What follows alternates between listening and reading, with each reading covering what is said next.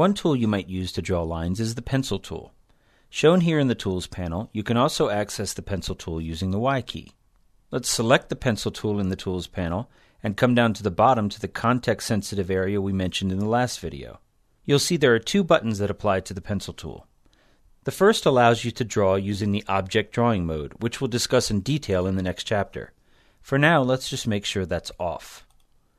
The next button is the pencil drawing mode. Let's choose Ink. The Ink mode will allow you to draw freehand lines with very little correction. However, if you switch to the Straighten pencil mode, Flash will attempt to recognize the line as straight. Or, when switching to the Smooth mode, Flash will attempt to smooth the line you're drawing. This straightening and smoothing can also take place after a line has been drawn. For example, if you switch to the Selection tool and then select a pre-drawn line, a visit to the context-sensitive area of the Tools panel will show two new buttons, Smooth and Straighten. In this case, let's straighten the line with a single click.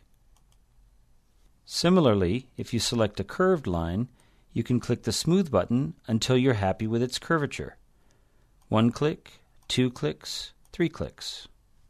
Flash can take this process one step further and attempt shape recognition. For example, if we switch to the Pencil tool again and then choose the Straighten mode, we can attempt to draw a square. Using shape recognition, Flash will recognize your attempt and complete the square for you. Let's clear our stage and focus on the Property Inspector for a moment.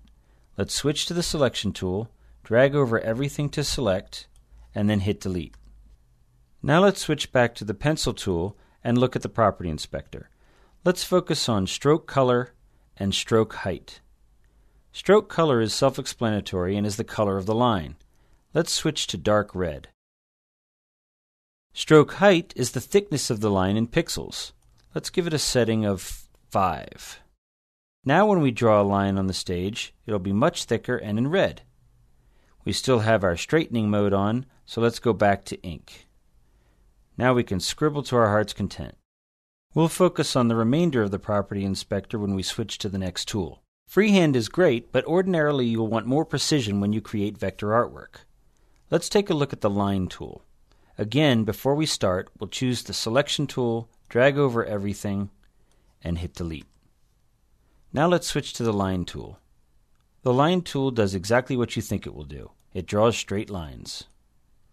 For our purposes, a short horizontal line will do nicely. So let's draw from left to right, and you'll notice that a large black circle is surrounding the crosshairs. This is because the Snap to Object setting is on in the context-sensitive area of the Tools panel. This will cause your lines to snap to other objects.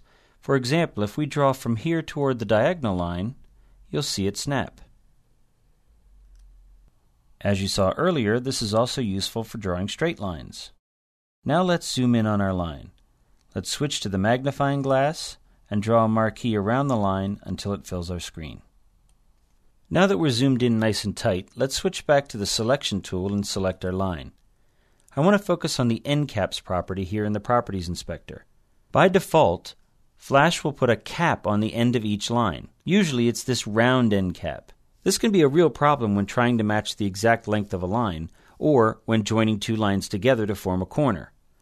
Fortunately, Flash provides this cap property that allows you to keep the round end caps, switch to square end caps, or eliminate end caps altogether to match the exact distance of your line. Corners are handled by the Join property, but we'll look at that in just a moment when we switch tools. For now, let's focus on the stroke style. Typically, strokes are solid lines, but you can also do styled strokes, including dashed, dotted, ragged, stipple, and hatched. To see the effect, choose a style and deselect. Select your line again and click on the Custom button to customize your line further. Choosing stipple, for example, with medium-sized dots that vary in size will give you this effect. Now let's move on to look at the newly improved Pen tool with a brand new movie and an empty stage.